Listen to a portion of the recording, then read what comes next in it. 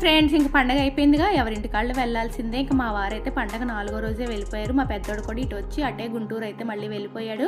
Luggage మా వారు వెళ్ళాడు, కొంచెం తీసుకెళ్లారు. మిగిలిన లగేజ్ నేను సర్దుకున్నాను. ఇంకా కొత్త బట్టలు కట్టుకుని వెళ్ళేటప్పుడు అమ్మ అయితే ఎప్పుడు బొట్టు పెట్టి జాకెట్ మొక్క అయితే ఇస్తుందండి. రైల్వే స్టేషన్కి వెళ్ళడానికి ఆటో కోసం అని చెప్పి మేనల్ట్ అయితే బండి మీద తీసుకెళ్తున్నాడు. అమ్మ అయితే అలా ఎదురైతే వస్తుందండి. ఎప్పుడు కూడా మేము బయటకు వెళ్ళేటప్పుడు అమ్మ ఎదురు వస్తుంది. అలాగే ప్రతి ఆడపిల్లకి అమ్మగారు ఇంటికి వచ్చేటప్పుడు ఎంత అయితే ఆనందం ఉంటుందో వెళ్ళేటప్పుడు అంతే బాధ ఉంటుంది. మాకే కదండి, ఎదురొచ్చిన మా అమ్మకు కూడా అంతే బాధగా ఉంటుంది. కానీ ఆ బాధ అయితే బయటకు కనిపించనివ్వదు.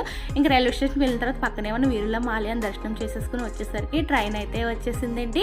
ఇంక ముందుగా రిజర్వేషన్ చేయించుకోవడం వల్ల జర్నీలో అయితే ఎటువంటి ఇబ్బంది లేదు. ఇంకా మా ట్రైన్ కూడా స్టార్ట్ అయిపోయింది. అలా తుని దాకా వెళ్ళేసరికి నాన్న అయితే తునిలో ఉన్నారనమాట. ఇంకా మాకు బాయ్ చెప్పడానికని చెప్పి మా ట్రైన్ దగ్గరికి అయితే వచ్చారండి. ఇంకా అలా నాన్నని చూస్తుంటే చాలా బాధ అనిపించింది. ఇంకా తప్పదు కదా, ప్రతి ఆడపిల్ల ఎలాగైనా వాళ్ళ ఇంటికి వెళ్ళాల్సిందే. ఇంక మేము ట్రైన్ దిగేసరికి ఫుల్గా జనాలు అయితే ఉన్నారు. మళ్ళీ ట్రైన్ ఎక్కడానికి ఇంక ట్రైన్ దిగేసి బస్సు పెట్టుకుని మా ఇంటికి మేమైతే